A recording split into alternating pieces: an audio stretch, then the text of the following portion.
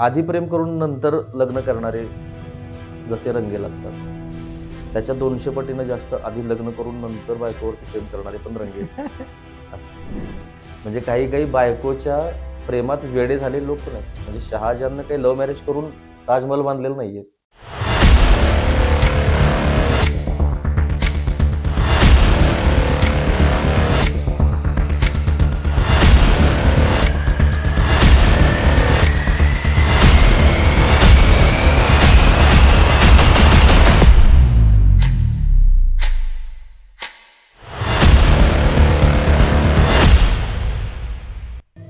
नको दाऊ रे तुझ्या करोडोच्या गाड्या, इथं पाहिजे काळीज काय करायच्या माड्या.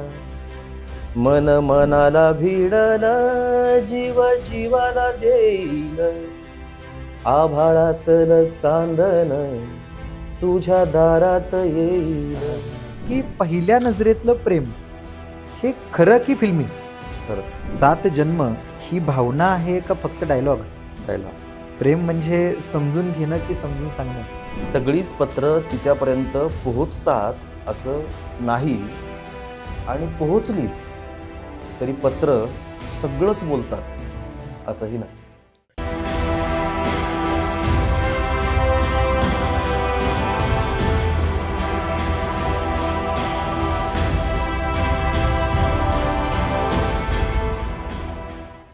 नमस्कार.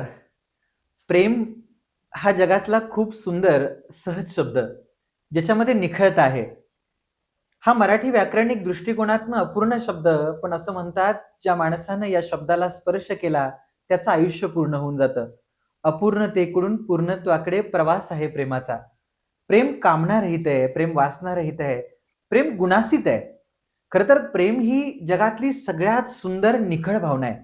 परंतु आज आम्ही त्या प्रेमाला एका महिन्यापुरतं बंदिस्त करून ठेवलं.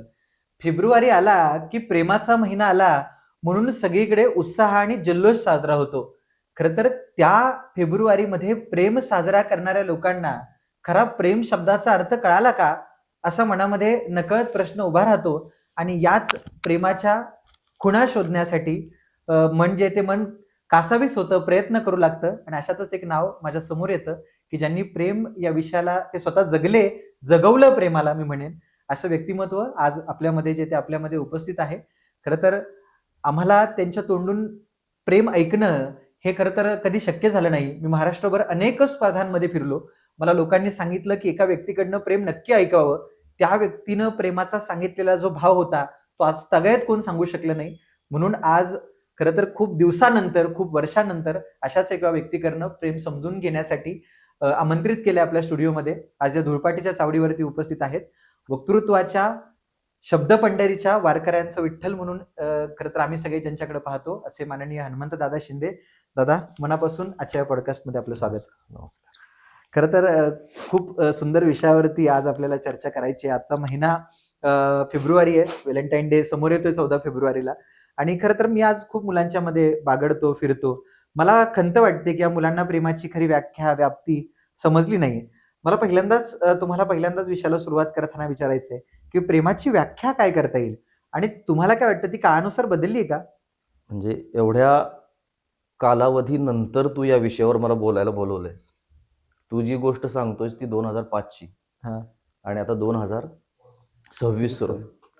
20 वर्षापूर्वी जो आंबा होता त्याचं लोणचं होऊन वगैरे वगैरे आता तो संपला.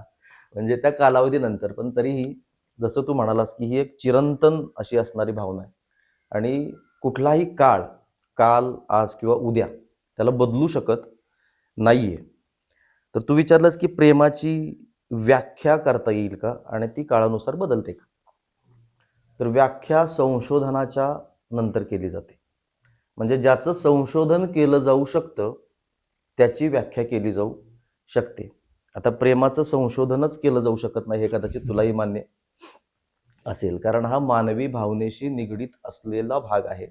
आणि संशोधन शास्त्र पण असंच सांगतं की जिथं मानवी भावना येतात तिथं संशोधन सुद्धा फिकं पडतं. तरीही माझा जो अनुभव आहे त्या अनुभवाच्या आधारे अगदी व्याख्या जरी करायची झाली तरी भावनिक आणि बौद्धिकदृष्ट्या नैसर्गिकरित्या एकमेकाचा झालेला स्वीकार, केलेला नव्हे, भावनिक आणि बौद्धिकदृष्ट्या नैसर्गिकरित्या एकमेकाचा झालेला स्वीकार, अशी आपण प्रेमाची व्याख्या करायचीच म्हटलं तर करू शकतो. परिपक्व प्रेमाची व्याख्या करायचं झालं तर. नसेल तर प्रेमाला वेडही म्हटलं जाऊ शकतं किंवा अगदीच म्हणायचं तर प्रेमाला जादू म्हटलं जाऊ शकतं. खरी जादू म्हणजे या संपूर्ण विश्वामध्ये खरी जादू काय असेल तर ते फक्त प्रेम आहे. कारण जेवढे जादूगार प्रयोग करतात त्या प्रत्येक जादूच्या पाठीमागं एकतर शास्त्र असतं किंवा मग ट्रिक असते. पण प्रेम ही अशी एक जादू आहे की ज्याच्या पाठीमागं कुठलंही शास्त्र नसतं आणि कुठलीही ट्रिक नसते. त्याच्यामुळे तू प्रेमाला काल जसं म्हणत होते तसंच आजही जादू म्हटलं तरी सुद्धा चालू शकतं. कारण याचा इतिहास फार मोठा आहे.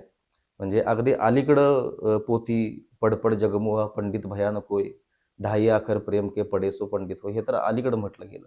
त्याच्या आधी कृष्ण, त्याच्या आधी शंकर, अशा देवदेवतांपासून हा प्रेमाचा फार मोठा इतिहास चालत आलेला आहे. आपण व्याख्या करण्यापेक्षा त्याला एक वेड आहे असं म्हणू किंवा एक जादू आहे असं म्हणू. खरं तर तुम्ही दोन प्रेमाचे पढाव अनुभवलेत मी म्हणेन. एक 2005चा आता उल्लेख झाला. त्या काळामधली प्रेमाची नशा, प्रेमाची जादू काहीशी वेगळी होती. आत्ताचं जनरेशन यांची प्रेमाची नशा, जादू ही वेगळी आहे. खरं तर या दोन गोष्टींकडं तुम्ही कसं पाहता? काळानुसार प्रेम बदलत गेलं का? किंवा प्रेमाची त्या दोन गोष्टींशी तुलना करायची म्हटलं तर काय सांगाल? मला एकाच प्रेमाचा अनुभव आहे, त्याच्यामुळं तुझ्या प्रश्नाचं उत्तर काय द्यायचं असा प्रश्न. म्हणजे मी जे काही केलं म्हणण्यापेक्षा जे घडलं, तर तो जो काळ होता तो असा होता की वर्गातून जात असताना एखाद्या मुलीच्या ओढणीचा चुकून स्पर्श जरी झाला तरी सुद्धा 420 वोल्टचा झटका शरीराला बसायचा. एवढं ते नितळ आणि पवित्र होतं. तोपर्यंत मोबाईलच हातात नसल्यामुळं बाहेरचं जग काय असतं, प्रेम काय असतं, शरीर काय असतं किंवा स्त्री काय असते, तिचा स्पर्श काय असतो, या गोष्टींचा कुठलाही लवलेशच नसल्यामुळं त्यावेळेसचा जो निरागसपणा होता तो थोडा वेगळा होता. आणि अलीकडची पिढी जी आपण बघतोय त्यांचे प्रेमाविषयीची वाक्य किंवा त्यांचं बोलणं हे सगळं ऐकल्यानंतर हे जाणवतं की हे प्रेम नाहीये. म्हणजे मी असं म्हणेन की आपण ज्या दोन गोष्टींची तुलना करतोय त्याच्यामध्ये एक गोष्ट प्रेम आहे आणि दुसरी गोष्ट आकर्षणाची आहे किंवा प्रेमाच्या नावाखाली केल्या जाणाऱ्या कुठल्या तरी चुकीच्या गोष्टींची आहे. म्हणजे काल ज्या उत्कटतेनं 2005लाच नव्हे, 1983ला, 85ला किंवा त्याच्याही आधी 1900ला ज्या उत्कटतेनं व्यक्ती प्रेम करत असेल तेवढ्याच उत्कटतेनं तो 2026ला करत असेल, जर ते खरं प्रेम असेल तर. आपण ज्याच्याशी त्याची तुलना करतोय त्याला प्रेम म्हणता येणार नाही.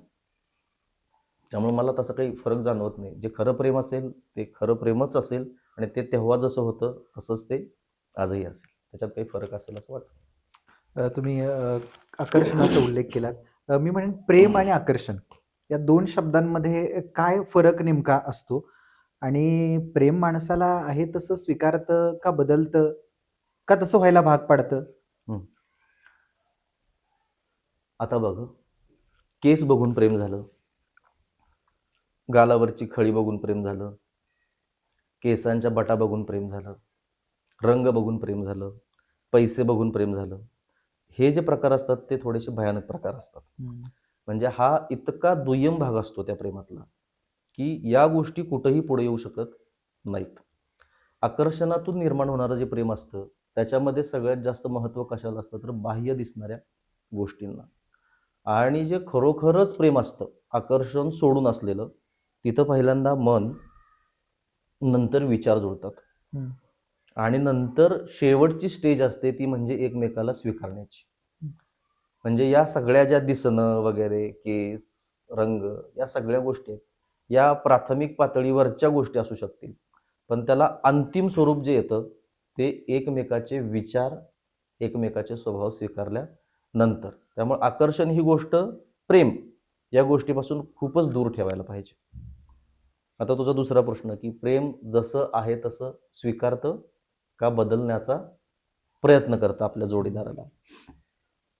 तर ते जसं आहे तसं स्वीकारतं आणि स्वीकारून झाल्यानंतर बदलण्याचा प्रयत्न करतं. आणि तो बदल फार गरजेचा असतो. म्हणजे जर प्रेमात पडत असताना तू एका ठराविक कॅटेगरीत असशील, ठराविक काम करत असशील, एखादी सवय असेल आणि तुझ्या जोडीदाराला वाटलं की ते चुकीचं आहे, ही गोष्ट या समाजातला प्रत्येकजण आपल्यासोबत करत असतो. आपला शिक्षक आपल्याला ज्ञान देण्याचा प्रयत्न करत असतो, आपल्या वाईट सवयी सोडवण्याचा प्रयत्न करत असतो, आपले आईवडील आपल्या वाईट सवयी सोडवण्याचा प्रयत्न करत असतात. तसंच आपला जोडीदार पण आपल्या वाईट सवयी बदलण्याचा प्रयत्न करत असतो. त्यामुळं आहे तसंच स्वीकारायला पाहिजे आणि बदलण्याचा प्रयत्नच नाही करायला पाहिजे, ही जी भूमिका आहे ही भूमिका चुकीची आहे. बदलण्याचा प्रयत्न झालाच पाहिजे. आणि प्रेमात पडल्यानंतर आयुष्यात जर माणूस उभा नाही राहू शकला तर त्या प्रेमाला काही अर्थ नाही. त्याच्यामुळं बदल करवून घेणं, जोडीदारामध्ये बदल अपेक्षित करणं ही एक नैसर्गिक गोष्ट आहे आणि ती ग्राह्य आहे, मान्य आहे आणि ती असायलाच पाहिजे. अत्यंत योग्य आणि खूप सुंदर. खरं तर हा तुमचा व्ह्यू प्रेमाकडे बघण्याचा खूप सुंदर आहे. आता मी आजच्या तरुण पिढीशी पुन्हा याला जोडेन. आजची तरुण पिढी प्रेमाला सोशल मीडियाच्या माध्यमातून बघते. सोशल मीडिया पुरतंच प्रेम मर्यादित राहिलंय का काय, असाही मला कधी कधी प्रश्न पडतो. या प्रेमाकडे आजच्या कसं पाहता तुम्ही, की सोशल मीडियावरती जे तिथल्या पुरतंच मर्यादित आहे? तर याचं एक चांगलं उदाहरण तुला देईन मी. माझ्याकडे घटस्फोटाची केस आली, पुण्यातलीच. तर मुलगी 12वी सायन्सला शिकत होती. फेसबुकवरती तिला एक मित्र भेटला, तो मुंबईचा. तर फेसबुकवरती भेटल्यानंतर तिनं काय बघितलं की तो असे छान झब्बा वगैरे असे कपडे घालायचा, गॉगल वगैरे असायचा, हाफ फोटो असायचा आणि हाफ भागामध्ये कविता असायच्या, प्रेमाच्या, सामाजिक कविता वगैरे वगैरे अशा असायच्या. कधी कधी राजकारण्यांसोबत त्याचे फोटो असायचे. आणि हे सगळं बघून ती इम्प्रेस झाली.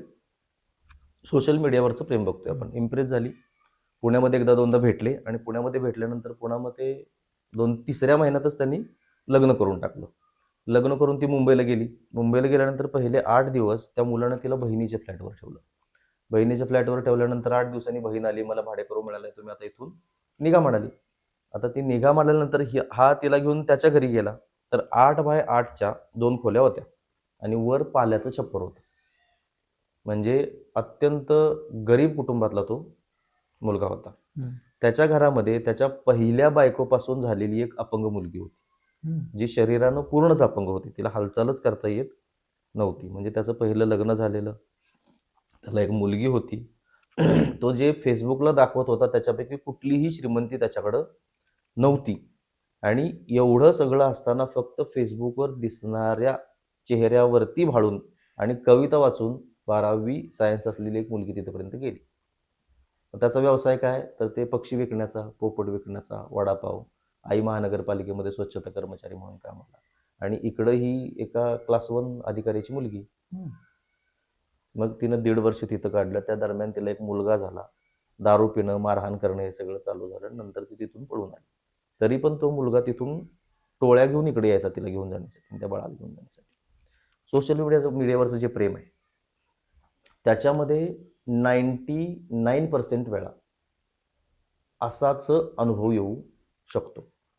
कारण प्रेमासाठी त्या 2 व्यक्ती एकमेकाच्या समोर असणं, त्या दोघांमध्ये किमान कालावधी मोजता येणार नाही, पण मी म्हणेन की किमान 2 ते 3 वर्षांचा कालावधी असा असणं की त्या दोघांमध्ये संवाद असणं. त्या संवादामधून रागाच्या क्षणी, अडचणीच्या क्षणी, आर्थिक अडचणीच्या क्षणी हा व्यक्ती कसा निर्णय घेतो, वाद झाला, भांडण झालं, तिसऱ्या व्यक्तीशी भांडण झालं तर हा व्यक्ती माझ्यासोबत कसा उभा राहतो, अशा छोट्या छोट्या गोष्टीसुद्धा बघाव्या लागतात. पहिली तर गोष्ट आपण काय म्हणतो की कुठलाही विचार न करता स्वीकार करणं, म्हणजे इथं आपण भावनिक स्वीकार केला. दुसरा, बौद्धिक स्वीकार सुद्धा नैसर्गिकरित्याच झाला पाहिजे. म्हणजे बुद्धीच्या पातळीवरचा जो स्वीकार आहे तो ठरवून नाही, त्याला जज नाही करायचा आपण, पण तो नैसर्गिकरित्याच झाला पाहिजे. रिजेक्शन सुद्धा नैसर्गिकच होतं. म्हणजे तू एखाद्या मुलीसोबत आहेस आणि तिसरा एक व्यक्ती तुम्हाला दोघांना त्रास देतोय आणि तू त्या मुलीला तिथं सोडलंस आणि तू निघून गेलास, ॲटोमॅटिकली तुझा बौद्धिक स्वीकार ती मुलगी करू शकणार नाही, तिनं ठरवलेलं नसतं की तू असं वागलास म्हणून तुला सोडायचं, पण ते ऑटोमॅटिक घडून जातं. हा जो बौद्धिक स्वीकार आहे, हा बौद्धिक स्वीकार होण्यासाठी किमान हा कालावधी घालवावा लागतो, जो की सहवासातच घालवावा लागतो.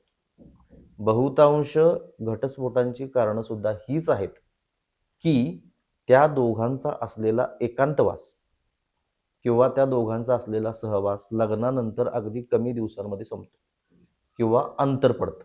म्हणजे मुलगा कुठेतरी मुंबईला नोकरीला गेला, मुलगी कुठेतरी साताऱ्यात राहते, अशा अनंत केसेस आहेत माझ्याकडे. ह्या अंतरामुळं नाती संपतात. स्पर्शाला, सहवासाला, शब्दांना फार किंमत असते प्रेमामध्ये. त्याच्यामुळं सोशल मीडियावरचं प्रेम माझ्या दृष्टीनं तर 0 मार्क्स. 1% कदाचित होत असेल, पण ते काही फारसं टिकणारं नाही. विषय निघालाच म्हणून की घटस्फोटाचा आता तर सध्या प्रेमाचं स्वरूप खूप बदललंय.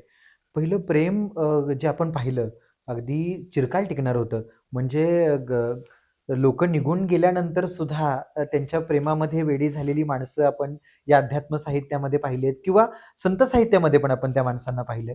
तर शरीरावरती नाही, शरीराच्या पलीकडच्या प्रेमाची परिभाषा या माणसांनी आपल्याला शिकवली, जी आपल्याला साहित्यातनं बघायला मिळते. आणि तिथंच आज आपण बघतो की तात्विक छोट्या छोट्या गोष्टीमुळे घटस्फोट जे ते घटस्फोट होत आहेत किंवा प्रेमाचे सध्या ट्रेंड बदलत आहेत हे असं आपल्याला दिसतं. तुम्ही तर स्वतः ॲडव्होकेट आहात, खूप जवळनं या गोष्टी तुम्ही सध्या पाहताय. तर काय कारणं सांगाल की नेमकी काय काय कारणं आहेत की ज्यामुळं हे सगळं आज घडतंय, हे प्रेमाचं स्वरूप बदलतंय, घटस्फोटाच्या घटना वाढतायत, लोक एकमेकांबरोबर खूप वेळ राहू शकत नाहीयेत, एकमेकांपासून दुरावली जात आहेत. याची कारणं नेमकी आज काय आहेत वाटतात? माझ्या लहानपणी म्हणजे ज्या वेळेस ही सगळी नाती होती, माझी आजी, आई, वडील, बहीण, मावस भाऊ, मावस बहीण, मामे बहीण, मामे भाऊ, मामा, ही सगळी जी नाती होती, तर कधीतरी वर्षातून 4 दिवस आम्ही अंगणात बसलेलो असायचो. कुणाच्याही हातात मोबाईल नसायचा आणि फक्त एकमेकाकडं बघून, एकमेकाच्या नजरेत बघून आमचा संवाद असायचा. व्यक्तीला जोडणारं, कनेक्शन करणारं जी वायर आहे, ती अदृश्य वायर फक्त माणसांच्या नजरेमध्ये. आज आपण आपल्याच घरातल्या लोकांशी नजरेला नजर देऊन किती बोलतो, याचा साधा जरी विचार केला तरी आपल्या लक्षात येईल की आपण आपल्या पूर्ण वेळापैकी 1% ही वेळ आपल्या आईच्या, आपल्या पत्नीच्या, आपल्या भावाच्या नजरेत नजर देऊन बोलत नाही. म्हणजे शेजारी कोणी बसलं असेल तरी आपण बोलत असताना आपलं लक्ष आपल्या मोबाईलमध्ये असतं. तुम्ही कनेक्टच होत नाही एकमेकाशी. तुमचं कनेक्शन मोबाईल करू शकणार नाहीये, तुमचं कनेक्शन टेक्नॉलॉजी करू शकणार नाहीये. निसर्गानं तुम्हाला त्यासाठी इंद्रिय दिलेत, स्पर्शाचं ज्ञान दिलंय. म्हणजे तुम्ही एकमेकाला मिठी मारता, एकमेकाचे हात हातात घेता, एकमेकाच्या नजरेत नजर ठेवता, तेव्हा तुम्हाला समोरचा माणूस आपल्याविषयी किती कृतज्ञ आहे, आपल्याविषयी त्याच्या मनात राग आहे, तो आपल्यासाठी परका आहे, तो आपलाच आहे, त्याचं आपल्यावरती प्रेम आहे, ही प्रत्येक गोष्ट तुम्हाला स्पर्श आणि नजर या 2च गोष्टीतून कळत असते. सूक्ष्म पद्धतीने विचार करायचा झाला तर या दोन्ही गोष्टी आज समाजातून जवळपास नाहीशा होत असल्यामुळं संबंधांमध्ये बिघाडी यायला सुरुवात झाली. आता प्रापंचिक घटस्फोटाचे केसेस कारणं वगैरे म्हणशील तर अनंत कारण आहेत. पहिली गोष्ट अर्थकारण. पहिलं असं होतं की एक खांबी तंबू होता सगळा.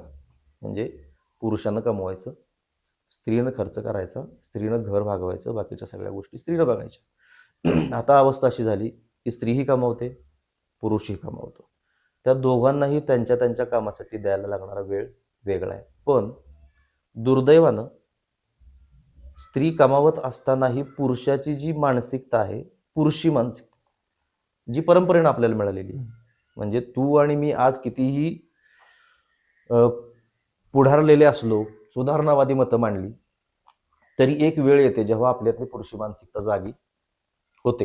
म्हणजे माझ्या दृष्टिकोनातून मी 83चा माझा जन्म असेल तर माझ्या पिढीतल्या मुलांना तर ते किती नाही म्हटलंस तरी त्यांच्यामध्ये ती एक भूमिका असते. मग ती भूमिका स्त्री नोकरी करत असेल तर मी तिला घरकामात मदत करायला पाहिजे, हे मान्य करायला मला मंजुरी देत नाही. आता हा माझ्या परंपरांचा, रूढीचा, पूर्वजांचा माझ्यावरती असलेला उपकार आहे असं आपण समजू. आता मी त्याच्यामध्ये बदल करायचा प्रयत्न करेन, पण फक्त माझ्या पातळीवरती. आता हे मी सार्वजनिक पातळीवरती ज्यावेळेस सांगायला जातो त्यावेळेस त्याला तितकीशी समाज मान्यता नसते किंवा स्वीकारलंही जात नाही. जसं की प्रेम हे कधीपासून आहे? पुराणांमध्ये आहे, इतिहासामध्ये आहे, देवांचं आहे, राजांचं आहे, अलीकडे नेत्यांचं आहे, बुवांचं आहे, सगळ्यांचं आहे. म्हणजे या सगळ्यांचं प्रेम लोकांनी स्वीकारलंय. किंबहुना इंद्रासारख्या देवाचा व्यभिचारही स्वीकारलाय. म्हणजे त्यानं ते करून पण तो देवांचा राजाच आहे. आजही कोणी म्हटलेलं नाही की इंद्राला देवाचा राजा म्हणून रद्द करा त्याचं ते पद. आपल्यापैकी कोणी म्हणतं का? नाही, तो राजाच आहे, पण त्यानं व्यभिचार केलाय, तेही मान्य आहे आपल्याला. पण तरीही आपला समाज उघडपणे आज मान्य करू शकत नाही की हा आमची प्रेमाला मान्यता आहे. तर तशी मान्यता ज्या आपल्या मनामध्ये घर करून बसले, त्या मान्यता सुखी संसाराच्या आड प्रचंड ठिकाणी येत आहेत. ही पहिली गोष्ट. दुसरी गोष्ट लाड. आता ह्या बेसिक गोष्टी आहेत की प्रत्येकालाच आपल्या मुलीविषयी प्रेम असतं, मुलाविषयी प्रेम असतं.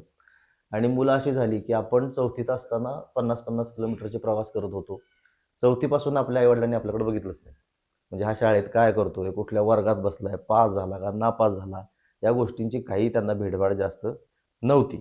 आपल्याकडे ते स्वातंत्र्य होतं. आता असं आहे की मुलं 10वी, 11वी, 12वी जरी गेली तरी माझा बाबू म्हणून आपण त्यांच्या सोबत असतो. तर आपण त्याच्यासोबत काय की हा माझा बाबू, माझा सोना म्हणून आपण त्याच्या सोबत असतो. एक स्वतंत्र व्यक्तिमत्व विकास होण्यासाठी मुलांना जे स्वातंत्र्य द्यावं लागतं ते स्वातंत्र्य आजच्या पिढीतल्या मुलांना मिळत नाही. ते तुम्ही आणि मी देऊ पण शकत नाही. मग हे जे लाड आहेत, हा जो संबंध आहे आई वडिलांचा असलेला मुलांशी किंवा मुलींशी, तो लग्नानंतर सुद्धा आहे तसाच कंटिन्यू राहतो. म्हणजे आधी असं असायचं की आता त्या घरात तू निघालीस तर तिथून तू गेल्याशिवाय बाहेर पडायचं नाही असं सांगायचे आणि सोडून द्यायचे. दिवाळीला एकदा भाऊ यायचा, भाऊबीजेला, रक्षाबंधनला एकदा भाऊ यायचा. त्याच्या व्यतिरिक्त नातेवाईकाची चिठ्ठी वगैरे वगैरे असं काही एखादं आलं तर, पण 2 मिनिटाला फोन नव्हता. म्हणजे आज सकाळी मी काय केलं, संध्याकाळी मी काय करणार आहे, दुपारी मी काय करत होते, ही प्रत्येक गोष्ट ना आईला कळत होती ना वडिलांना कळत होती. त्याच्यामुळं ज्या गोष्टी क्षुल्लक असतात, काही आजार असे असतात की ज्याच्याकडे लक्ष नाही दिलं तर ते ऑटोमॅटिकली बरे होतात. ते आजार सुद्धा इतके वाढवले जातात आणि ते वाढण्याचं कारण हे असतं की अतिरेकी संवाद. म्हणजे पती आणि पत्नी हे जेव्हा एकत्र येतात तेव्हा संसार त्यांचा असला पाहिजे, संकट त्यांची असली पाहिजेत, त्याच्यावरती उपाय त्यांचे असले पाहिजेत, त्याच्यातलं अपयश त्यांचं असलं पाहिजे आणि यश पण त्यांचं असलं पाहिजे. त्या दोघांचंच असलं पाहिजे. झालंय असं की त्या दोघांचं काही शिल्लकच राहिलेलं नाहीये. जे काय असायचं ते मुलीचं तिच्या आईवडिलांचं असतं आणि मुलाचं त्याच्या आईवडिलांचं असतं. त्याच्यामुळं त्या दोघांना तो एकांत वेगळेपणा न दिल्यामुळं, मी अगदी त्यांना विभक्त ठेवा म्हणत नाहीये, पण हा ठीक आहे, तुमच्यात वाद झालाय ना, बघा संध्याकाळी चर्चा करा. होत असतात, आमच्यापर्यंत येऊ नका असं नाहीये. इंटरफिअरन्स खूप आहे आणि सोशल मीडियाचं एक, तू आता घटस्फोटाचं कारण विचारतोयस म्हणून एक उदाहरण देतो गमतीशीर. 17 वर्षाचं लग्न असलेलं एक जोडपं परवा माझ्याकडे ऑफिसला आले. मुलगी 10वीला आहे, लग्नाला 17 वर्ष झालेत आणि आता त्या दोघांना एकमेकापासून म्युच्युअल कन्सेंट डिवोर्स घ्यायचा होता. मग मी त्यांना विचारलं कारण काय, कारण आमच्याकडे आल्यानंतर आम्ही कधीही कोणाचा घटस्फोट करत नाही. किमान 3 मीटिंग आम्ही परत पाठवून देतो की बाबा तुम्ही विचार करा, परत फेरविचार करा, नाही केस मिळाली तरी चालते, काही त्यांना विशेष फरक पडत नाही आपल्याला. तर आम्ही त्यांना परत पाठवतो. तर त्यांना विचारलं काय कारण आहे. तर ती ज्या गावची होती त्या गावचा एक हवालदार आपल्या नऱ्याच्या कुठल्या तरी आजूबाजूच्या पोलीस स्टेशनला आलेला होता. तो हवालदार तिला भाजी मार्केटमध्ये भेटला.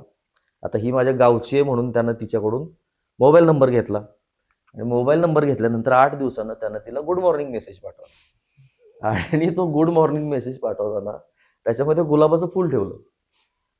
त्या गुड मॉर्निंग सोबत ते तिच्या नवऱ्यानं बघितलं. त्याच्यावरून ते 3 महिने एकमेकाशी भांडले की तुझं अफेअरच आहे, तू असाच आहे, तू कोण आहे, कसा आहे, काय कुठं आहे, पोलीस आहे तो, मग तू मला घाबरवशील, मला मारून टाकशील, असं म्हणून ते दोघं माझ्यापर्यंत आले.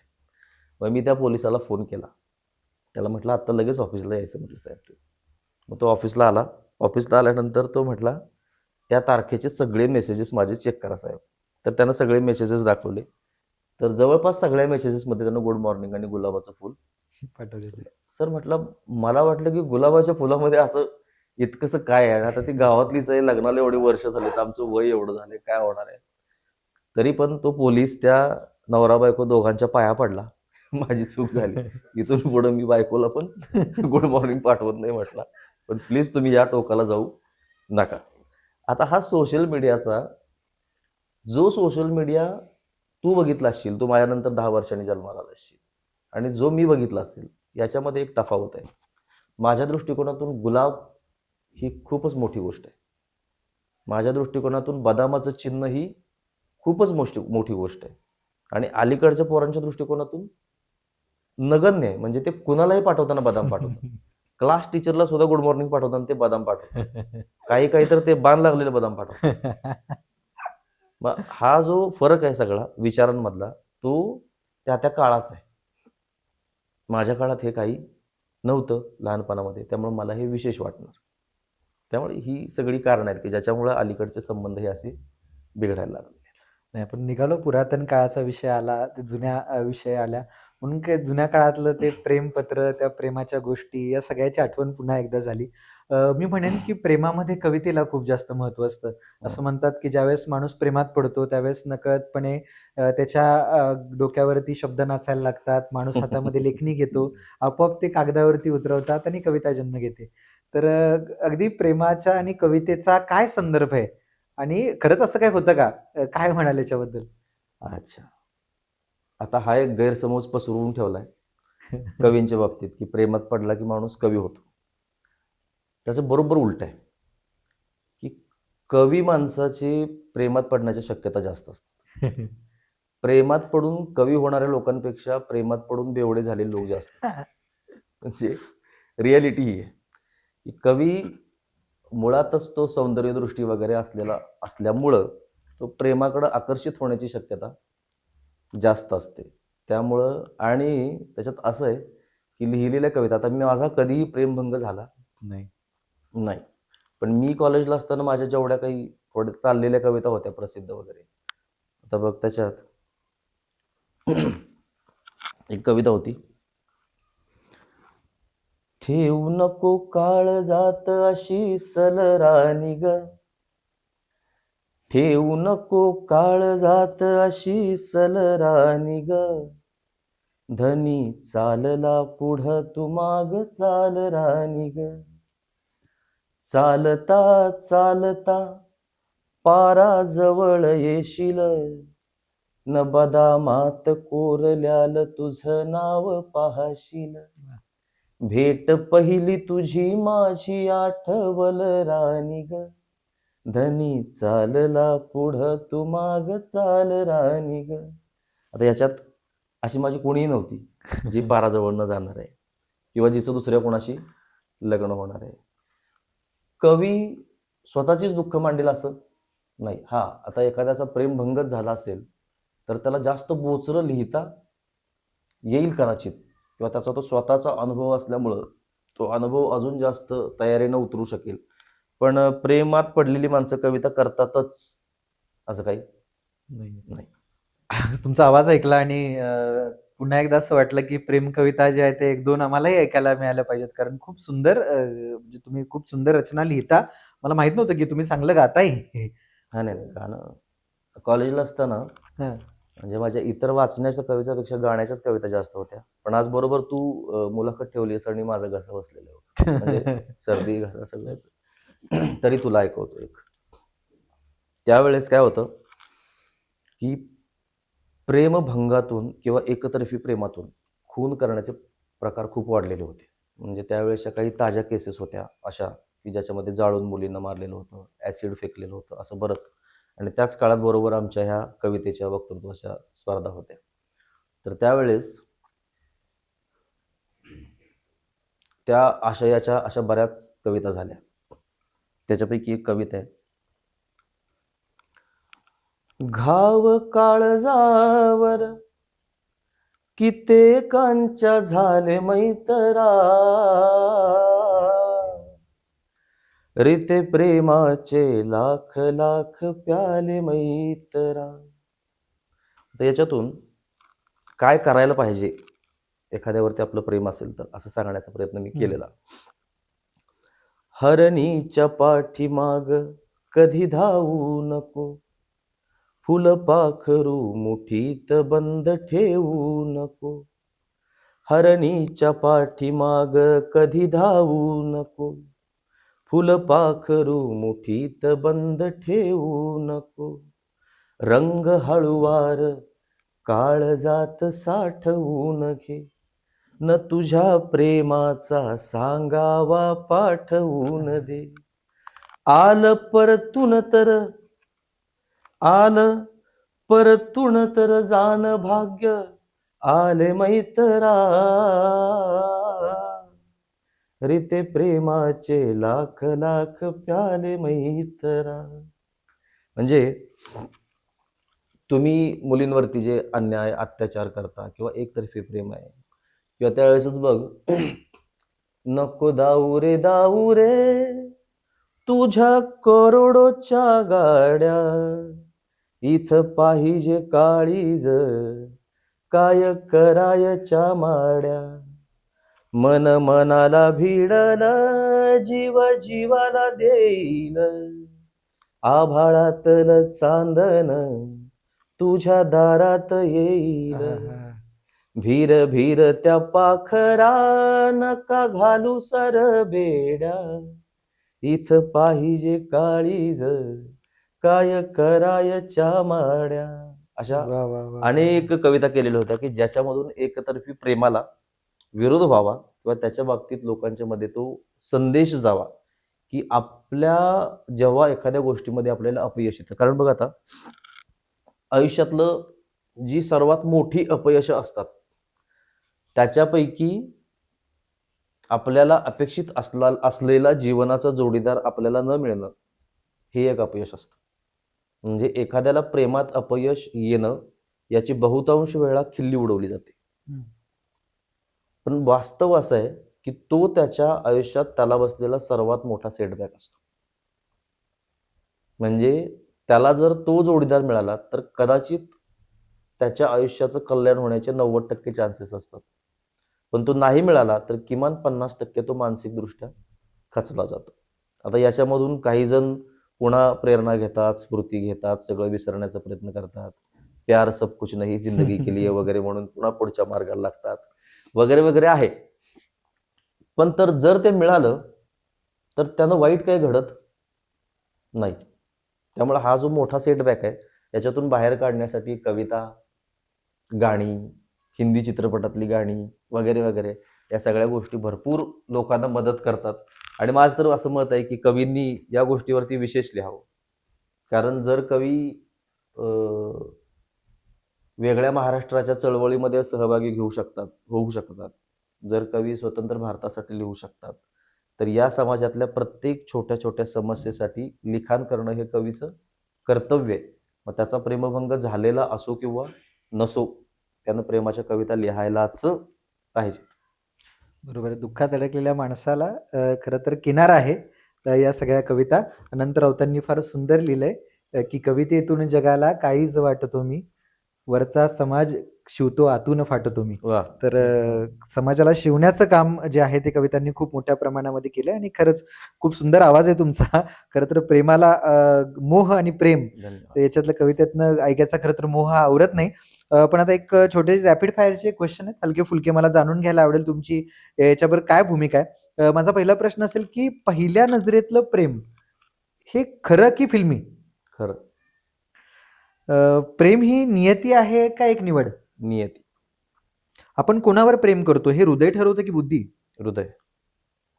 7 जन्म ही भावना आहे का फक्त डायलॉग? डायलॉग. प्रेम म्हणजे समजून घेणं की समजून सांगणं?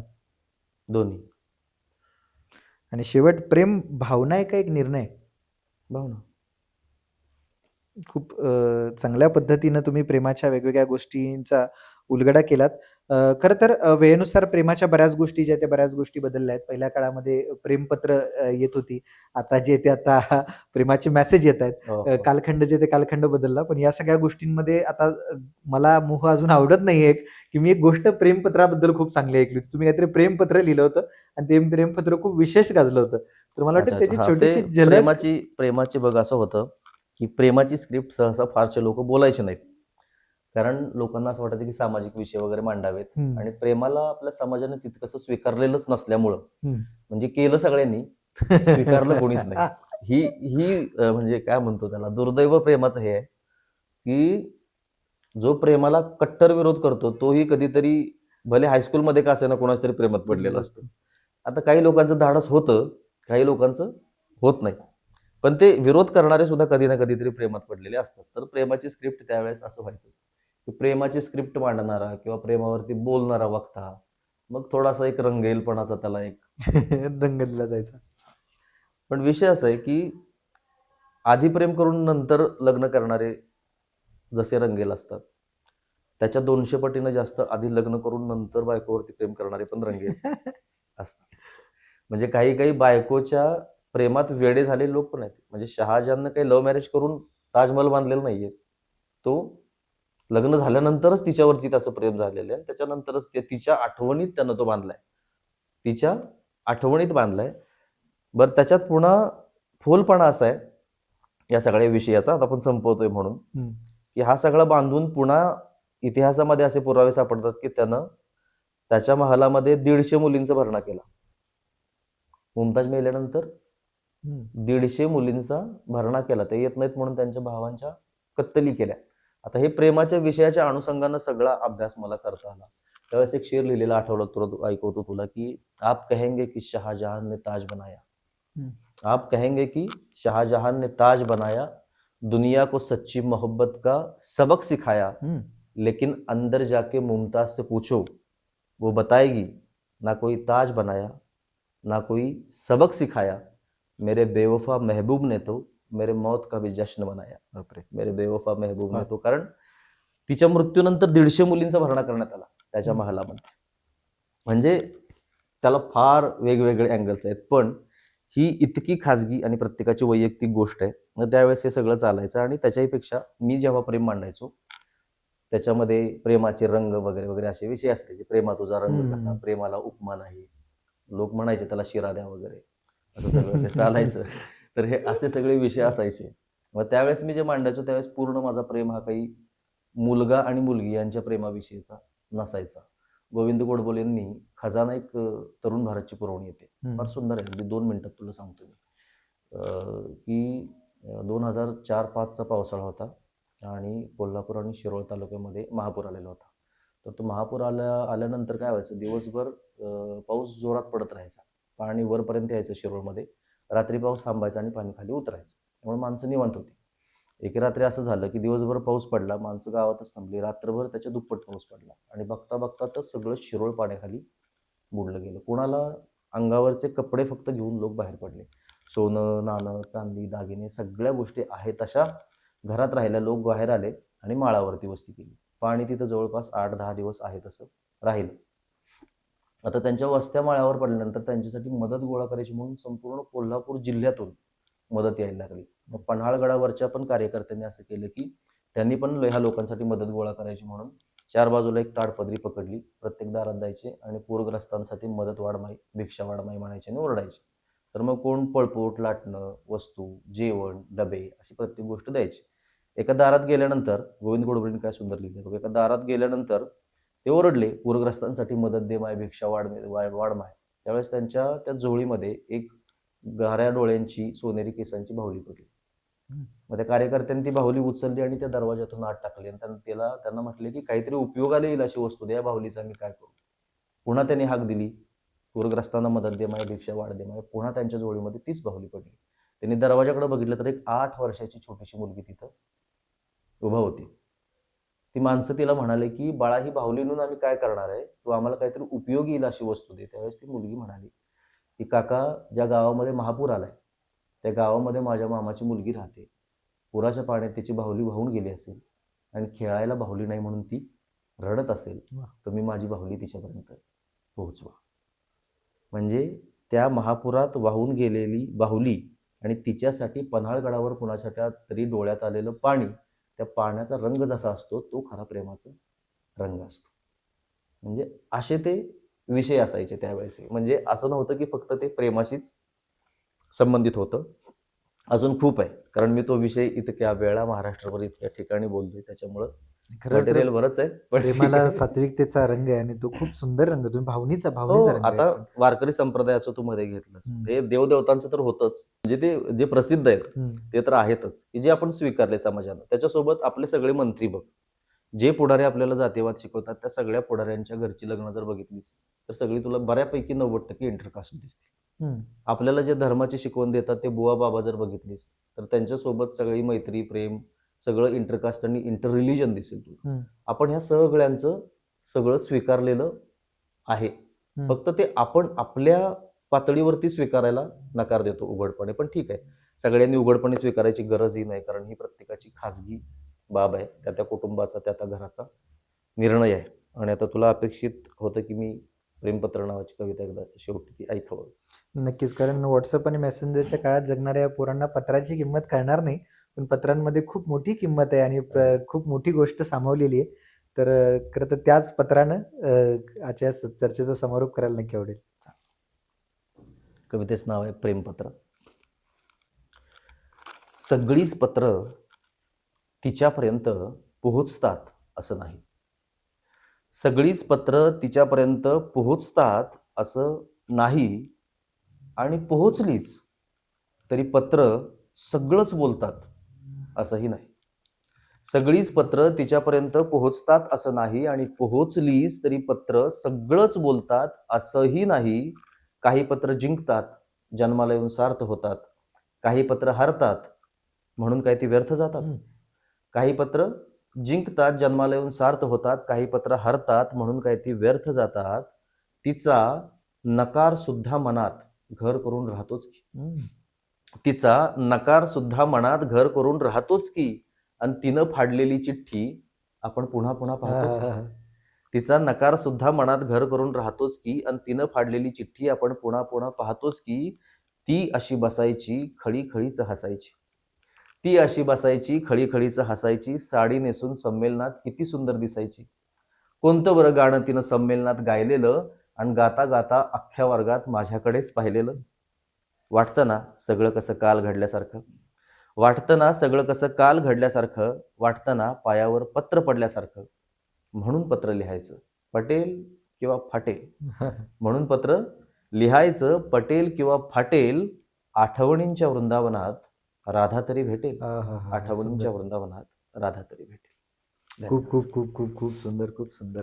खरं तर आज प्रेमाचा दिवस आहे, आणि या प्रेमाच्या दिवसाच्या निमित्तानं थोडीशी एक प्रेमळ चर्चा प्रेमळ लोकांबरोबर. खूप आनंद वाटला. प्रेमाचे खूप नवीन रंग अनुभवायला मिळाले. प्रेमाचा एक वेगळा भाग जो आहे तो पाहायला मिळाला. एका बाजूला प्रेमा या शब्दाची जरी होत असलेला बदल, तरी पण त्यातली सकारात्मकता अजूनही टिकून आहे, आणि तोच खरा मोठा आशेचा किरण आहे की येत्या काळात समाज जे आहे ते समाज ही प्रेम नावाची भावना ज्वलंत आणि जिवंत ठेवून समाजाला सांधण्याचं, जोडण्याचं काम हा प्रेम शब्द करेल.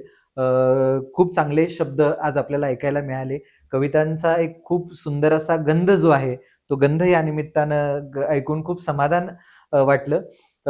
खूप खूप धन्यवाद, तुम्ही वेळात वेळ काढून आलात. खूप चांगल्या पद्धतीने त्याबद्दल धन्यवाद. आम्हाला प्रेम विषयाचे एक वेगवेगळे पैलू सांगितलेत. पुनश्च एकदा आपले आभार व्यक्त करेन. भेटूया मित्रांनो पुन्हा एकदा एक अशीच विषय नाशिक एक चर्चा घेऊन. मजा आली या विषयामध्ये की प्रेम विषयाला असणारा कवितेचा एक रंग, प्रेम विषयाला असणारा सात्विकतेचा, प्रेमामध्ये असणारा भावनेचा, एक खूप प्रेमाचे वेगवेगळे रंग जे आहेत त्या रंगाची त्या निमित्तानं चर्चा झाली. हा दिवस साजरा करत असताना प्रेमाचा निखळ अर्थ, प्रेमाचा जो सात्विकतेचा खरा अर्थ आहे की जो गुणासित आहे तो मात्र विसरू नका. प्रेमला आकर्षणामध्ये बंदिस्त करू नका, हा संदेश आजच्या दिवसाच्या निमित्तानं देईन. भेटूया पुन्हा एकदा एक नवीन विषय, एक नवीन चर्चा घेऊन. आवडला असेल व्हिडिओ तर नक्की लाईक करा, चॅनलला सबस्क्राईब करा, आणि अधिकाधिक लोकांपर्यंत पोहोचवायला विसरू नका. Stay tune. Bye bye.